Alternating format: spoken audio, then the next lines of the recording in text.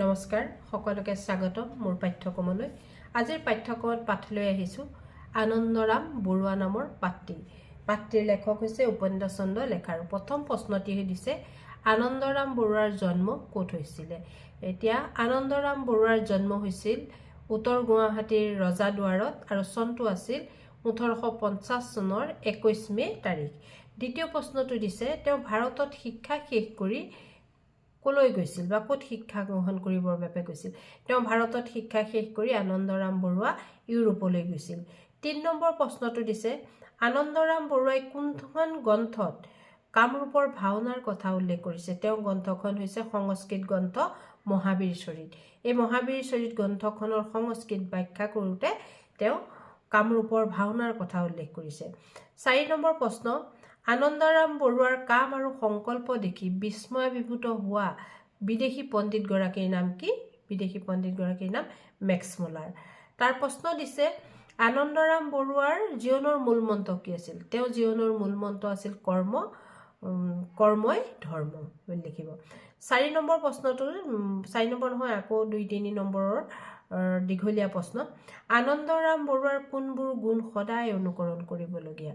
আনন্দৰাম বৰুৱাৰ কোনবোৰ গুণ অনুকৰণ কৰিবলগীয়া বুলি ক'লে আমি ক'ব লাগিব তেওঁ যি কৰ্মস্পৃহা বা কৰ্মই মানে তেওঁ কৈছিল যে কৰ্মই জীৱন, কৰ্মহীনতা হ'লে মানুহৰ কি হয় প্ৰকৃত মৃত্যু হয় বুলি কৈছিল। তাৰপিছত তেওঁ মানে অধ্যয়নৰ প্ৰতি যি অগাধ স্পৃহা বা ধাউতি, তাৰপিছতে তেওঁ পিতৃ মাতৃৰ প্ৰতি যি অচল ভক্তি গভীৰ প্ৰেম দেশপ্ৰেম, তাৰপিছতে সংস্কৃত সাহিত্যৰ প্ৰতি তেওঁ যি মানে উন্নতি কৰিব সংস্কৃত সাহিত্যক আগুৱাই নিয়াৰ প্ৰতি তেওঁ যি স্পৃহা, তাৰোপৰি তেওঁ আৰু এটা গুণ মন কৰিব লাগিব তেওঁ যি ধাউতি, যি সময়ত ভাৰতৰ মানুহে ইউৰোপ বা বিদেশলৈ যাবলৈ মানুহে ভয় কৰিছিল শংকা কৰিছিল, ইমান দুৰ্গম সময়তো মানে দুৰ্গম যাতায়াত ব্যৱস্থাৰ সময়তো ভাৰতৰ পৰা ইউৰোপলৈ গৈ তেওঁ যিটো অধ্যয়ন স্পৃহা, অধ্যয়নৰ প্ৰতি যিটো আগ্ৰহী মন, সেই কথাটো আমি মানে অনুকৰণ কৰিবলগীয়া, সেই গুণবোৰ আমি সদায় চাব লাগিব। তাৰপিছত আহিছোঁ আনন্দৰাম বৰুৱাৰ সময়ত ভাৰতৰ মানুহে ইউৰোপলৈ যাবলৈ কিয় মানে সাহ কৰা নাছিলে। সাহ এটা কাৰণে কৰা নাছিলে যে সেই সময়ত যাতায়াত ব্যৱস্থা আছিল দুৰ্গম। তাৰ দ্বিতীয় কাৰণটো হৈছে সেই সময়ত আমাৰ ভাৰতীয় মানুহ যিসকল যিহেতু বৈদিক শাস্ত্ৰৰ বা ধাৰ্মিক এটা পন্থাৰ লোক আছিলে, তেওঁলোকে বিদেশলৈ ইউৰোপলৈ গ'লে তাত তেওঁলোকৰ জাতি যাব বুলি বা নিজৰ জাত যাব বুলি এটা মানে মনত এটা শংকা আছিল, সেইকাৰণে তেওঁলোকে তালৈ যাব পৰা নাছিল বা যাবলৈ সাহ কৰা নাছিলে। কেনেধৰণৰ নিজৰ পৰিচয় দি আনন্দৰাম বৰুৱাই সন্তোষ পাইছিল। আনন্দৰাম বৰুৱাই সদায় কিবা এখন লিখাৰ সময়ত গ্ৰন্থ আদি লিখাৰ সময়ত সদায় নিজৰ পিতৃ মাতৃৰ নাম কয়। তেওঁ কয় যে গৰ্গৰামৰ পুত্ৰ আৰু মাতৃৰ নাম কয় তোমাৰ দুৰ্লভেশ্বৰী, গৰ্গৰামৰ দুৰ্লভেশ্বৰীৰ পুত্ৰ, আৰু সিফালে কয় পৰশুৰাম আৰু জানকীৰামৰ ভাতৃ। তেওঁ নিজৰ পৰিয়ালৰ নাম কৈ সন্তোষ লাভ কৰিছিল। তাৰ পাছৰ প্ৰশ্ন দিছে আনন্দৰাম বৰুৱাৰ নিজৰ দেশৰ প্ৰতি ভক্তিও কম নাছিল বুজাই লিখক। নিজ দেশ ভক্তিও অতি গভীৰ আছিল। আমি দেখা পাওঁ যে তেওঁ দেশভক্তিটোৰ কথা ক'বলৈ গ'লে আমি ক'ব লাগিব যে তেওঁ যিসমূহ গ্ৰন্থ লিখিছিল প্ৰকাশিত গ্ৰন্থৰাজিত তেওঁ সদায় প্ৰাগজ্যোতি পুৰুষ সম্ভম বুলি উল্লেখ কৰিছিল, পৰিচয় দিছিল নিজকে। তাৰপিছত আকৌ মহাবীৰ চৰিতত দেখিছোঁ যে তেওঁ কি কৈছে কামৰূপৰ ভাওনাৰ কথা উল্লেখ কৰিছে। তেওঁ য'তেই পাইছে তেওঁ সুবিধা পালে কি কৰিছিল নিজৰ দেশৰ কথা উল্লেখ কৰি গৈছিল তেওঁৰ ৰচনাৱলীত। সেইফালৰ পৰা আমি তেওঁ দেশপ্ৰেমৰ পৰিচয় দেখিবলৈ পাওঁ। তাৰপিছত পাছৰ প্ৰশ্ন কি কথাৰ বাবে আনন্দৰাম বৰুৱা আমাৰ পূজ্য হৈ থাকিব। আমাৰ আনন্দৰাম বৰুৱা কি কথাৰ কাৰণে আমাৰ পূজ্য হৈ থাকিব। যিজন ব্যক্তি ইমান অদম্য ইচ্ছা সুদূৰ ইউৰোপলৈ গৈ শিক্ষা গ্ৰহণ কৰিছে, আমি সেইটো সদায় মনত থাকিম পূজ্য বুলি ক'ম, কাৰণ সেইটো আমি অনুকৰণ কৰিবলগীয়া কথা। কাৰণ ইমান মানে দুৰ্বিষহ যাত্ৰা, সেই যাত্ৰা মানে তেওঁ অধ্যয়নৰ কাৰণে সেই যাত্ৰাও অতিক্ৰম কৰিছে, সেইটো আমি সদায় মনত ৰাখিব লাগিব। তাৰপিছত পিতৃ মাতৃ প্ৰেম, তাৰপিছত দেশ প্ৰেম, তাৰপিছত তেওঁ কৰ্মস্পৃহা, তাৰপিছতে সাহিত্যৰাজিৰ মানে সংস্কৃত সাহিত্যক তেওঁ বিদগ্ধ পণ্ডিত হৈ মানে ইউৰোপলৈ যোৱাৰ আগত তেওঁ সংস্কৃত সাহিত্য অধ্যয়ন কৰি সেই সাহিত্যসমূহ মানে তেওঁ বিশ্বজগতত মানে পৰিচয় কৰাই দিয়া এটা নতুন যুগৰ আৰম্ভণি কৰা এইবোৰ কথা আমাৰ সদায় পূজনীয় হৈ থাকিব। তাৰ উপৰি তেওঁ কি হৈছিলে, তেওঁ যে ভাৰতীয় প্ৰশাসনিক বিষয়া, তেওঁ মানে অসমৰ মানে প্ৰথম আৰু ইপিনে আপোনাৰ বিশ্বত পঞ্চম স্থানত তেওঁ ভাৰতীয় প্ৰশাসনিক বিষয়া হিচাপে তেওঁ ইণ্ডিয়ান চিভিল ছাৰ্ভিচ ল'বলৈ সফলতা মানে লাভ কৰিছিলে। সেই কথাটো আমাৰ সদায় মনত থাকিব। তাৰ পাছতে আপোনাৰ দীঘল প্ৰশ্নলৈ আহিছে, মহাপুৰুষৰ পদাংক অনুসৰণ কৰি মানুহে কেনেদৰে নিজক পৰিচালিত কৰিব পাৰে, এই পাঠটোৰ আধাৰত লিখিব দিছে।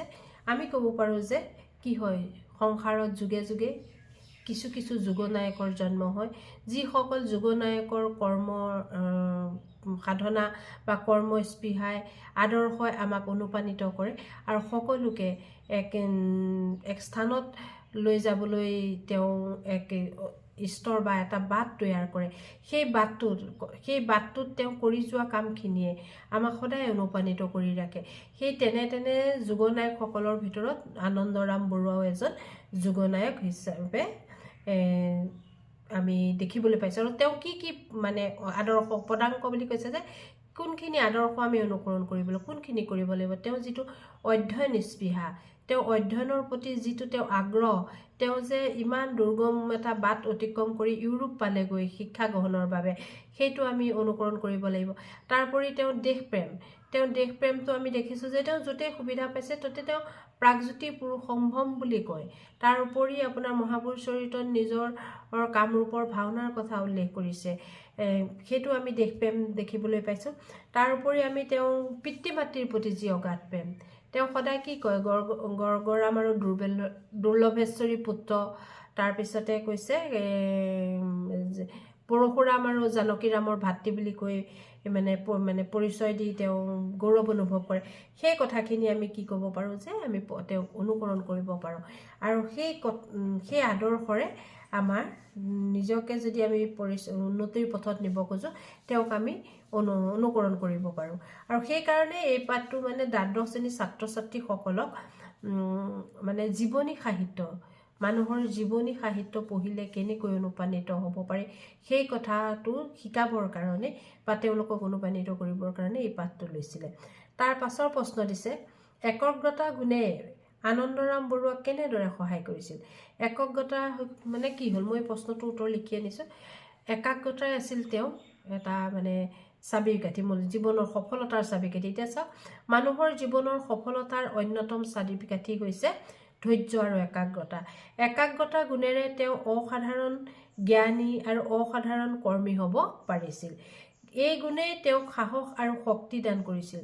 ল'ৰাকালতে ভাওনা আদি অভিনয় উৎসৱত যোগ দিওঁতে আনন্দৰাম যেনেদৰে একমনা আছিল, সেইদৰে লেখা পঢ়া বিষয়তো তেওঁ একমনা আছিল।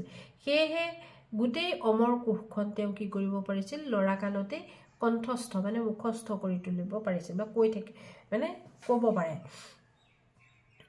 সেইটো কথা। তাৰ পাছত আহিছোঁ, প্ৰসংগ সংগতি দৰ্শাই ব্যাখ্যা কৰক বুলি দিছে। কৰ্মই জীৱন আৰু কৰ্মহীনতাই প্ৰকৃত মৃত্যুস্বৰূপ। উত্তৰ লিখোঁতে এনেদৰে লিখিব, উদ্ধৃত কথাপুথি আমাৰ পাঠ্যপুথি সাহিত্য সৌৰভৰ অন্তৰ্গত আনন্দৰাম বৰুৱা নামৰ পাত্ৰীৰ পৰা তুলি অনা হৈছে বুলিও লিখিব পাৰে, বা লেখক উপেন্দ্ৰ চন্দ্ৰ বৰুৱাদেৱে লিখা আনন্দৰাম বৰুৱা নামৰ পাত্ৰীৰ পৰা তুলি অনা হৈছে। তাৰপিছতে আনন্দৰাম বৰুৱাৰ একান্ত কৰ্মনিষ্ঠতাৰ কথা প্ৰকাশ কৰালৈকে লেখকৰ কথা ফাকি অৱতাৰণা কৰিছে।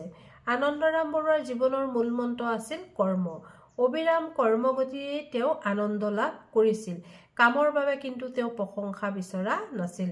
বিশ্ববিদ্যালয়ৰ শিক্ষা শেষ কৰি চাকৰি জীৱনত অতি কম বয়সৰ ভিতৰতে তেওঁ বহুকেইখন উন্নত মানৰ গ্ৰন্থ প্ৰণয়ন কৰিবলৈ সংকল্প লৈছিল। আনন্দৰাম বৰুৱাৰ কাম আৰু সংকল্প দেখি জগত বিখ্যাত পণ্ডিত মেক্স মুলাৰেও বিস্ময় মানিছিল। এতিয়া তেওঁ যিটো মানে কৰ্মপ্ৰেৰণা, সেই কথাখিনি আপোনালোকে লিখিব আৰু ইমানখিনি লিখিলেই হ'ব। তাৰ পাছত দিছে, আনন্দৰাম বৰুৱাৰ মহৎ কৰ্মৰাজি আমি কিদৰে গ্ৰহণ কৰিব পাৰোঁ। আগৰ প্ৰশ্নখিনি উত্তৰ কৰোঁতে বুজি পাইছে, আমি তেওঁ শিক্ষা গ্ৰহণৰ বাবে যিটো উদ্যমী মন, আগ্ৰহী মন, তেওঁ যেনেকৈ এটা নৱযুগৰ সূচনা কৰিলে ইউৰোপলৈ গৈ, সেইটো আমি কি কৰিব পাৰোঁ, কেনেদৰে সেইটো এটা মহৎ কাম বুলি আমি ক'ব পাৰোঁ। তাৰ উপৰি পিতৃ মাতৃৰ প্ৰেম, দেশ প্ৰেম, এই মানে ইউৰোপ কেনেকৈ পালেগৈ, তাৰপিছতে গ্ৰন্থ লিখোঁতে তেওঁ কি বুলি কয় সেই কথাখিনি মই আগত কৈ গৈছোঁ, সেইটো কথা লিখিব। তাৰপিছতে কামৰূপৰ ভাওনাৰ কথা ক'ত লিখিছে, মহাবীৰ চৰিত্ৰত লিখিছে, সেইটো কথা লিখিব। এইখিনি কথা অকণ দীঘলীয়াকৈ লিখিব, আপোনালোকৰ প্ৰশ্নটো হৈ যাব। তাৰপিছত প্ৰাচ্য পাশ্চাত্যৰ সমন্বয় সাধনত আনন্দৰাম বৰুৱাই কেনেদৰে অৱদান আগবঢ়াই আহিছে, আৰু প্ৰাচ্য আৰু পাশ্চাত্য নিজ দেশত শিক্ষা গ্ৰহণ কৰি আনন্দৰাম বৰুৱা উচ্চ শিক্ষাৰ বাবে ইউৰোপলৈ গৈছিল, লিখিব। তাৰপিছত বৰুৱাৰ তাৰ আগৰ সময়ছোৱাত মানে ভাৰতত থাকোঁতে, অসমত থাকোঁতে তেওঁ কি কৰিছিল, সংস্কৃত সাহিত্যসমূহ মানে অধ্যয়ন কৰি, আৰু সেই সংস্কৃত সাহিত্যসমূহ অধ্যয়ন কৰি উপযুক্ত গ্ৰন্থ তেওঁ ৰচনা কৰাৰ দুঃসাহস কৰিছিল বা ৰচনা কৰিছিল।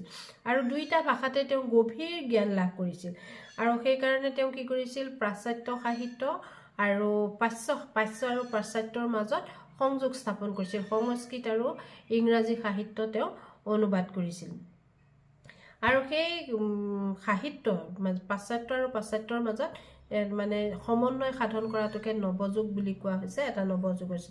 তেওঁ দুখনমান ইংৰাজী সাহিত্যৰ কথা লিখি দিব পাৰিব, এ প্ৰেক্টিকেল ইংলিছ সংস্কৃত ডিক্সনেৰী, তাৰপিছতে হায়াৰ সংস্কৃত গ্ৰামাৰ জেণ্ডাৰ, এনেকুৱা সেইখন কিতাপৰ নাম লিখিব। তেনেকৈ দুখন কিতাপৰ নাম লিখি দিব। আৰু তেনেদৰে মানে অসমীয়া ভাষাত তেওঁ গ্ৰন্থ ৰচনা নকৰিছিল, কিন্তু সংস্কৃত ভাষা তেওঁ অধ্যয়ন কৰি সেই সংস্কৃত আৰু পাশ্চাত্য সাহিত্য, ইংৰাজী পাঠ্যপুথি, ইংৰাজী সাহিত্যৰ মাজত সমন্বয় স্থাপন কৰিছিল।